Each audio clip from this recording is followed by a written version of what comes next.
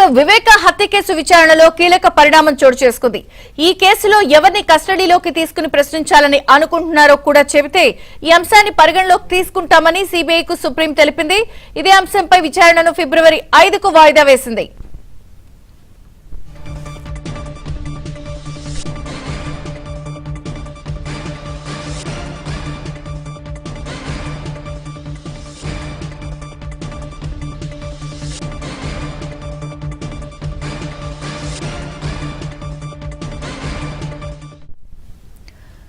వివేక హత్య కేసులో తదుపరి దర్యాప్తుపై ట్రయల్ కోర్టు తీర్పును సుప్రీంకోర్టులో కుమార్తె సునీత సవాల్ చేశారు.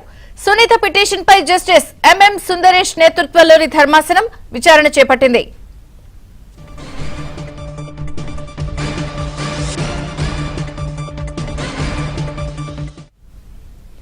వివేక హత్య కేసులో తదుపరి విచారణ అవసరమని భావిస్తున్నారా అని సిబిఐను సుప్రీం ప్రశ్నించింది.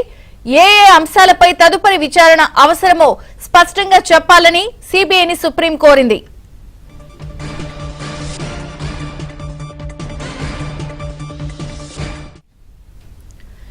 ఎవరిని కస్టడీలోకి తీసుకుని ప్రశ్నించాలనుకుంటున్నారో చెబితే దాన్ని పరిగణలోకి తీసుకుంటామని సుప్రీం తెలిపింది. ఫిబ్రవరి 5కు విచారణ వాయిదా వేసింది. ఇక వివేక హత్య కేసు విచారణలో కీలక పరిణామం అయితే చోటు చేసుకుంది. ఈ కేసులో ఎవరిని కస్టడీలోకి తీసుకుని ప్రశ్నించాలని అనుకుంటారో చెప్తే ఈ అంశాన్ని పరిగణలోకి తీసుకుంటామని సిబిఐకు సుప్రీం తెలిపింది.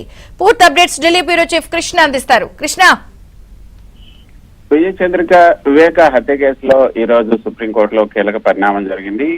ఏదైతే జస్టిస్ ఎంఎం సుందరేష్ నేతృత్వంలోని ధర్మాసనం ఈ రోజు ఈ కేసుకు సంబంధించినటువంటి విచారణ జరుపుతున్న సందర్భంగా మొట్టమొదటిగా సునీత తరపున హాజరైనటువంటి senior counsel Siddhartha Luthra supreme court ఆదేశాల మేరకే ఈ ధర్మాసనం చేసినటువంటి ఆదేశాల మేరకే ట్రయల్ కోర్టుకు వెళ్లడం జరిగింది. ట్రయల్ కోర్టులో ఈ తదుపరి దర్యాప్తు అవసరం అంటూ తాము చేసినటువంటి పిటిషన్ లో పేర్కొన్నటువంటి అంశాలను ఏటిని కూడా పరిగణలోకి తీసుకోలేదు. పిటిషన్ లో పేర్కొనని అంశాలు కూడా చాలా వాటిని పరిగణలోకి తీసుకొని పరిమితమైనటువంటి మేరకే పాక్షికంగా ఈ యొక్క దర్యాప్తుకు అనుమతించారు.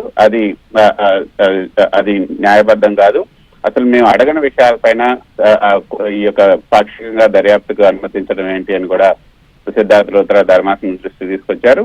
ఆ సందర్భంగా జస్టిస్ ఎంఎం సుందరేష్ కల్పించుకొని జోక్యం చేసుకొని సిబిఐ తరఫున హాజరైనటువంటి కౌన్సిల్ ని మీరు ఏమని భావిస్తున్నారు, మీరు అంటే దర్యాప్తు సంస్థ సిబిఐ కాబట్టి సిబిఐ దీంట్లో తదుపరి దర్యాప్తు అవసరమని భావిస్తుందా లేదా, ఆ విషయం కనుక సిబిఐ స్పష్టం చేస్తే మేము దాని మీద పరిగణలోకి తీసుకుంటాం. సిబిఐ ఏ అంశాలు ఈ తదుపరి విచారణ అవసరమని భావిస్తుంది, తర్వాత ఎవరిని కస్టడీలోకి తీసుకుని విచారించాలని భావిస్తుందో చెప్తే వాళ్ళకి ఇప్పుడు బెయిల్ ఏదైతే హైకోర్టు ఇచ్చినటువంటి బెయిల్ రద్దు చేయాలా లేదా అనే దానిపైన కూడా మేము నిర్ణయం తీసుకుంటాం అన్నప్పుడు సుప్రీంకోర్టు కౌన్సిల్ సిబిఐ తరఫున హాజరైనటువంటి కౌన్సిల్ మేము లూజ్ ఎండ్స్ ఏమైనా ఉన్నాయా, ఇంకా ఎవరైనా విచారించాల్సినటువంటి అవసరం ఉందా అన్నది ఇన్వెస్టిగేషన్ ఆఫీసర్ ఐఓ ఎవరైతే ఉన్నారో అతన్ని అడిగే మేము చెప్పగలం, కాబట్టి నాకు కొంత సమయం కావాలి, 2 వారాల సమయం కావాలని ఆయన చెప్పినప్పుడు సిబిఐ సుప్రీం ధర్మాసనం దీని తదుపరి విచారణకు ఫిబ్రవరి 5కు వాయిదా వేస్తూ ఆ రోజున ఖచ్చితంగా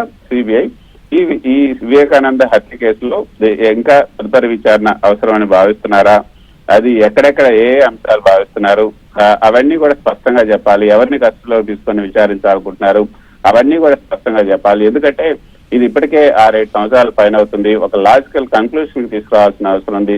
ఈ యొక్క విచారణ సెటిల్ చేయాల్సిన ఏంటంటే మధ్యలోనే దీన్ని ఎటు కాకుండా చేయకుండా ఉండాలంటే దీన్ని ఒక లాజికల్ కన్క్లూషన్ తీసుకురావాల్సిన అవసరం ఉంది. కాబట్టి తప్పకుండా సిబిఐ తన విచారణ తదుపరి విచారణ అవసరమా లేదా అన్నది చెప్పాలి ధర్మాసనానికి అంటూ తదుపరి విచారణను ఫిబ్రవరి 5కు వాయిదా వేయడం జరిగింది. Okay Krishna, thank you.